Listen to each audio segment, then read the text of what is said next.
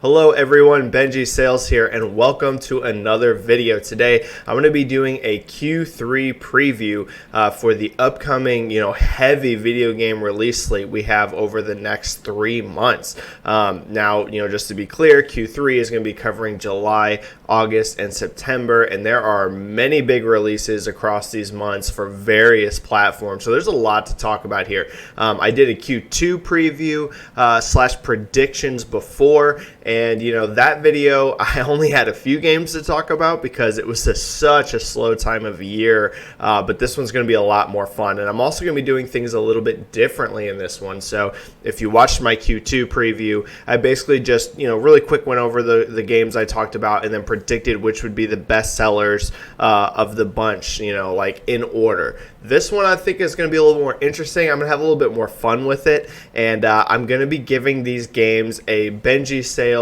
Richter scale on how much I think that they are their sales potential is, right? So I'm not going to be going through and listing, exactly, oh, I think this one's going to outsell this one and this is going to outsell this one. No, this is more just, what's its general selling ability, right? What does it look like previewing going into this game? How high on the Richter scale does it hit, okay? So changing it up a little bit. And then one other thing I want to really quick mention before we start diving into these games. I'm not going over the sports titles because those are so consistent that there's not much interesting there to talk about, right? We all know Madden's going to sell well. We all know FIFA's going to sell well. We all know NHL is going to sell well. I don't need to sit there and explain to you how those games are going to sell because, as we all know, sports games do well basically every single year. So let's go ahead and dive into the Q3 preview. There's a lot to talk about today. So first up on the list, we have Marvel Ultimate Alliance 3 hitting exclusively for the Nintendo Switch on July 19th. So it is rapidly approaching. Now, the Ultimate Alliance series is one that sold, pretty decently, whenever they released. Those games came out quite a while ago, and I personally enjoy them a lot, and I did not expect to see an Ultimate Alliance 3 really ever again, right? Because it was a franchise that did okay for itself, and then kind of just disappeared, right? Kind of went by the wayside. Yes, we got some re-releases for it later, and Marvel's bigger now than it's ever been, even bigger than when those games came out. So it always made sense to bring one out, but it had just been so long, I did not expect one. And yet here we are about to get one exclusively for the Switch. So I think this game's going to sell well, right? The Marvel name is big. It's bigger than it's ever been. But just to be clear, the Marvel name alone won't always carry a game. We saw this with Marvel vs. Capcom Infinite, which did not sell well. So you can't just bank on the Marvel name. But, the game itself does look good. It's hitting, without a lot of competition right now.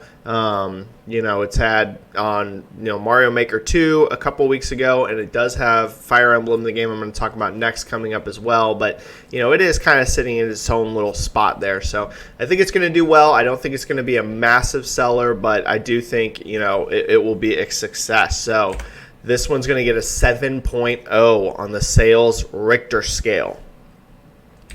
Next up, we have Fire Emblem 3 Houses, and that is going to be hitting on July 26th exclusively for the Nintendo Switch as well. So yeah, this summer is kind of all about the Switch, right?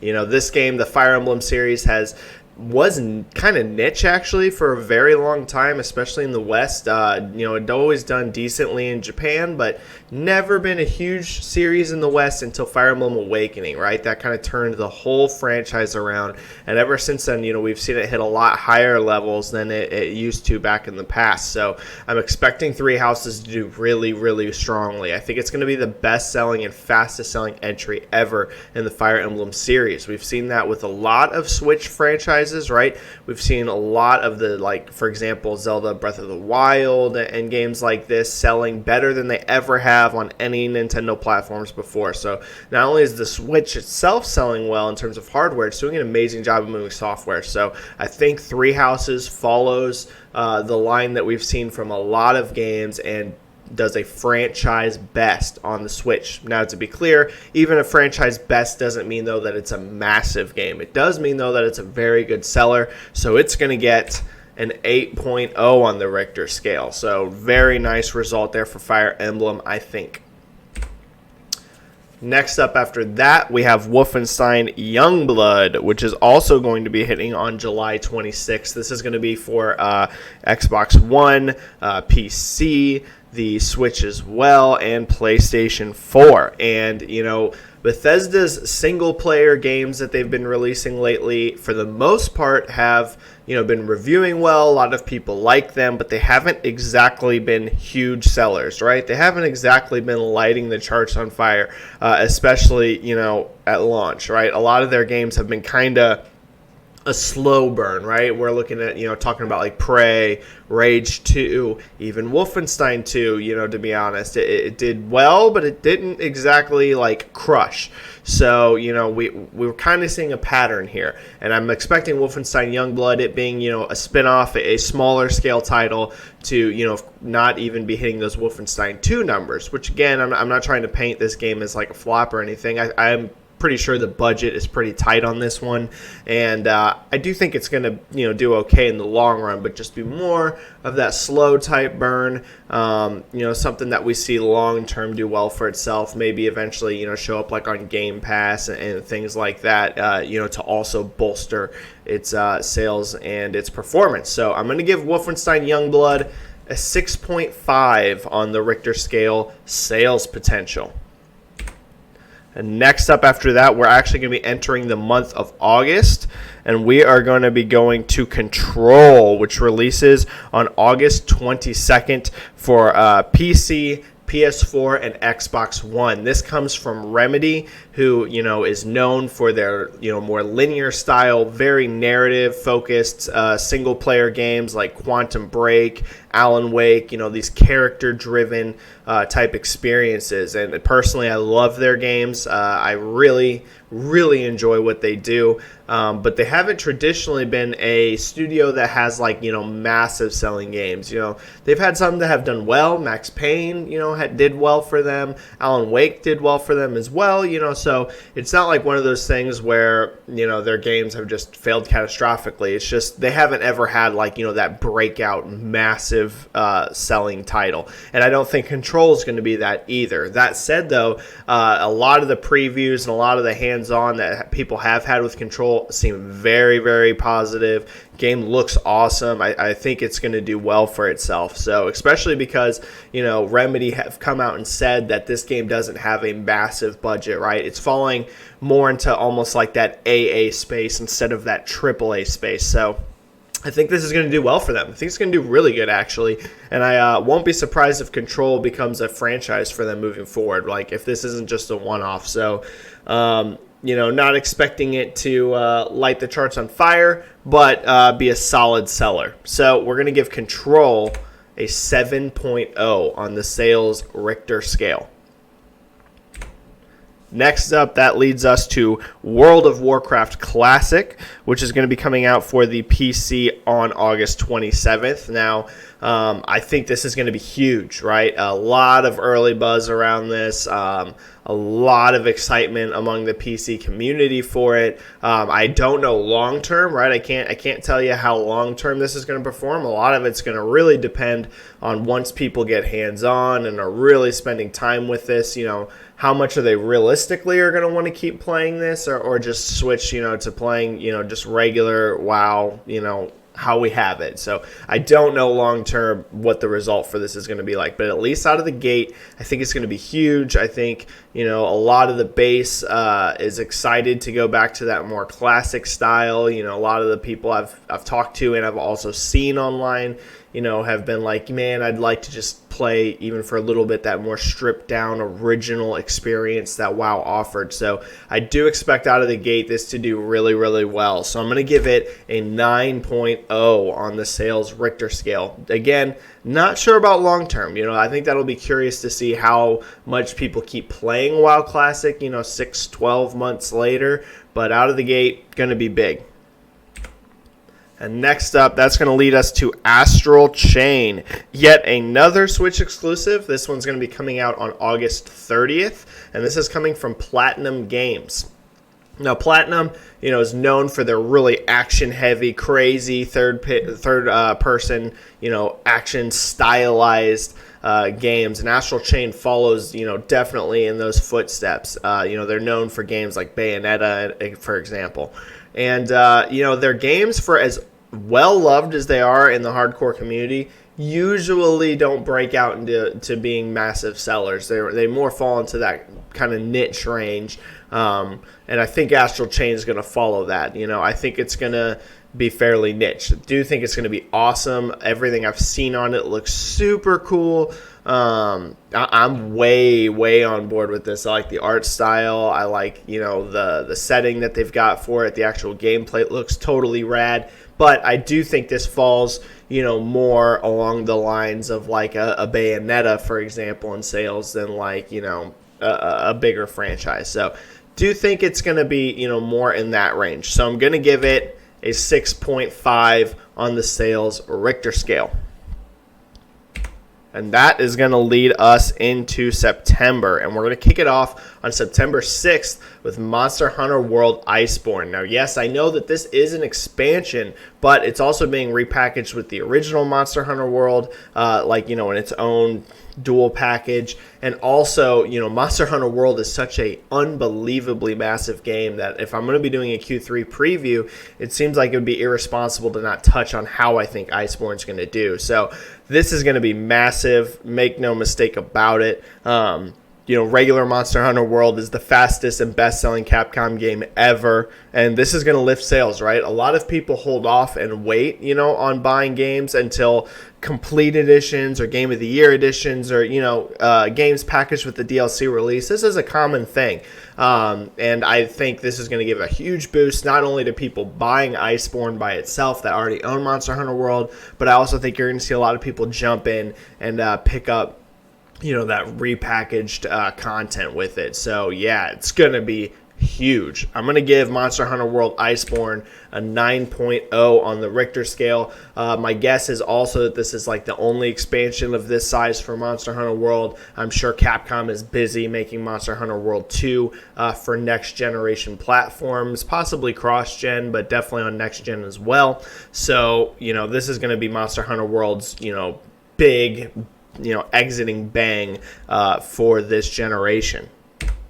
That's going to lead us to Gears 5 releasing on September 10th. Now, I've spoken publicly about this a lot. I thought Microsoft really missed the mark on marketing for Gears 5 at E3. I thought, what they did actually was a very big mistake. I think this game needed a lot of focus during their presentation. The year before, not this E3, but the prior year, I saw a lot of people that aren't even Gears fans who thought that campaign footage that they showed in that trailer looked awesome, right? I saw many people being like, I don't even own an Xbox. I'm not a big Gears of War fan, but man, that looked really good. And then we go to E3 this year, and it's just this like really brief CG trailer with faces, which I actually thought was an effective CG trailer if it would have led into a bunch of gameplay. But instead, it's just them announcing a new mode with another trailer that was not gameplay. It was strange, right? This game should have gotten a solid, 10 minutes, 10-15 minutes on Microsoft stage showing, campaign, really quick look. Let's give you a Horde quick look. And instead they've done this weird thing where they've spread it all through the summer, and I'm just not a big fan of it. I'm not a big fan of the way they've handled the marketing. All that said, I know that sounds super negative, but I do think Gears 5 is going to do well. I think it's going to do actually really well and do much better than Gears 4. And Gears 4 also already sold well. It wasn't, at the best levels that the franchise has ever seen, right? Didn't sell as much as like Gears 3 and stuff, but it definitely sold better than Judgment, and it set the franchise back in the right direction. And I expect Gears 5 to outperform Gears 4. It's releasing on Steam, which is big, and of course it's going to be on Game Pass and stuff as well. And the game does look good, right? What I've seen of it does look awesome, despite the fact that we just haven't seen enough of it, considering how close it releases. So unless this game secretly somehow it is really bad, which I don't think it's going to be, I think it's going to be high quality, I'm expecting a very very strong performance from Gears. I think it's going to get a lot of attention on PC, coming to Steam, and I think the Xbox fans are going to be, way in on it too. So I'm going to give Gears 5 an 8.5 on the sales Richter scale. And then next up, that's going to lead us to Borderlands 3, sorry, which also is going to release on September 10th. And this is the big one. I think this is going to be the biggest game of all of Q3. It's going to be massive. A lot of people like to kind of make fun or tease Borderlands because they don't necessarily like the humor and stuff in it. But make no mistake, Borderlands 1 and 2 are ultra massive games.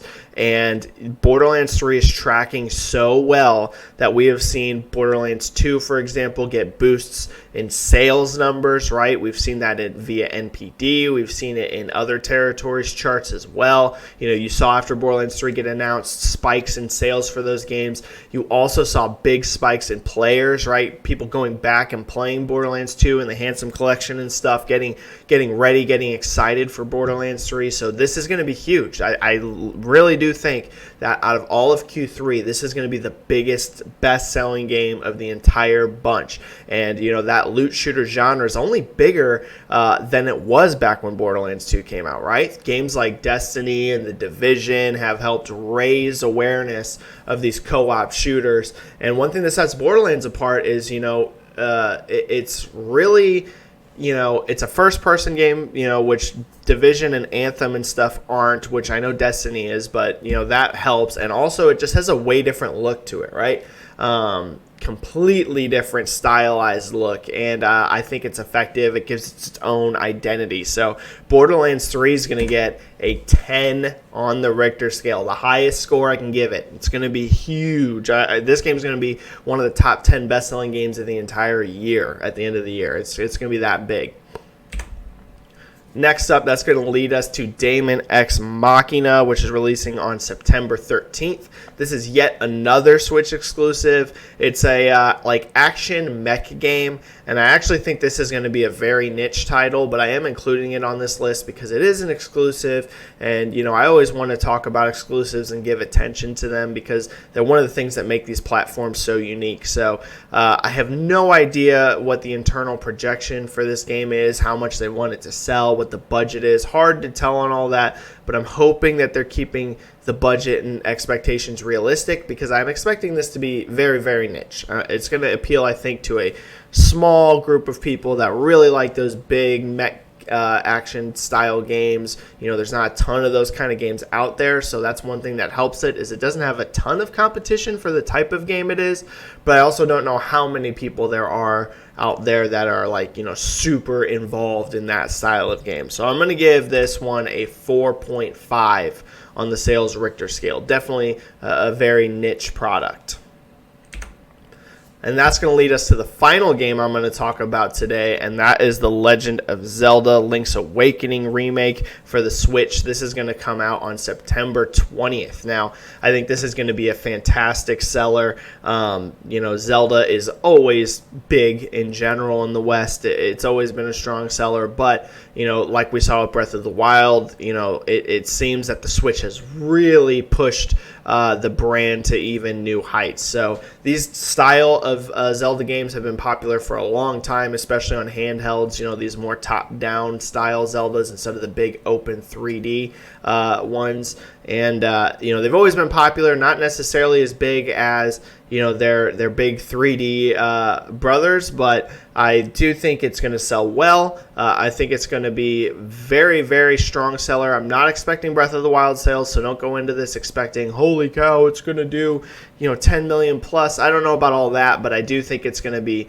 very strong. The biggest seller of all the Switch exclusives I talked about, in Q3 out of, the many that are going to be releasing in the next few months. This is the biggest one, and a lot of people actually haven't gotten to play Link's Awakening. It's an older game, so for a lot of people, this will be their first time ever experiencing this. So even though it is a remake, for a lot of people, it's a brand new Zelda as well. So that also helps it, is that there is that, gap of time there. It wasn't like really recently and now we're getting like an HD remake. No, this is more like a full-fledged remake of an older game. So I'm going to give Link's Awakening a 9.0 on the sales Richter scale. I think it's going to do really strongly for Nintendo. All right, everyone, thanks for watching the video. That's going to wrap up my Q3 preview. Hope that helped get you excited about some of the sales potential of these upcoming games. You know, there's a lot of big ones on the way. I'm really excited that Q3 looks so much better than Q2. Really, outside of like Days Gone and Mortal Kombat 11, Q2 was just... whew, it was a rough one. But Q3, we've got some exciting stuff on the way, especially September. September is going to be a madhouse of huge games. There's a lot to look forward to on the Switch in the next 3 months, a whole bunch coming. And, of course, you know, once Q3 is over, I'm going to do a Q4 preview as well. So you'll have that to look forward to as well. But that's going to be a little ways away. We got 3 months to wait for that. So thanks, everyone, for watching. As always, I'm Benji-Sales. Make sure you hit the like button and subscribe if you liked the video. Helps the channel out a bunch, and you know, helps keep me doing this kind of thing, talking about sales and hopefully giving a little bit more perspective on this kind of thing on YouTube, which I don't see a lot of sales talk about video games on YouTube. So hopefully that's helping drive discussion a little bit. And if you don't follow me on Twitter, make sure you do. I'm at Benji-Sales. I'm super active on there, and I talk about video game sales as well as, you know, just general gaming talk as well. Thanks, everyone, for watching, and I will see you in the next video.